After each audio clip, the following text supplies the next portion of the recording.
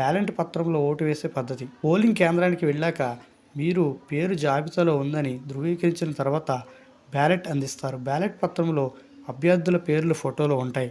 సాధారణ ఎన్నికల్లో బటన్ నొక్కినట్టు కాకుండా ఇక్కడ అభ్యర్థులకు ప్రాధాన్యత సంఖ్యలను ఇస్తారు. ఓటు ప్రాధాన్యత ఎలా ఇవ్వాలి? మొదట ప్రాధాన్యత అభ్యర్థికి 1 అని రాయాలి.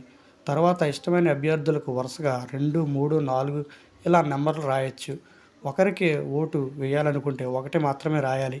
అభ్యర్థులందరికీ ఒకే నెంబర్ అంటే ఉదాహరణకు 2, 2, 2 లేదా 3, 3, 3 ఇవ్వకూడదు. అలా చేస్తే ఓటు చెల్లదు. తెలుగు లేదా ఇంగ్లీష్ నెంబర్లను రాయకూడదు. కేవలం అంకెల్లో 1, 2, 3 మాత్రమే రాయాలి. సిబ్బంది ఇచ్చిన పెన్నుతోనే అంకెలు వేయాలి. అంకె రాయకుండా బ్యాలెట్ పేపర్లు తిరిగి ఇచ్చినా, చుక్కలు టిక్కులు పెట్టినా, తప్పుగా మడత పెట్టినా ఆ ఓటు చెల్లదు.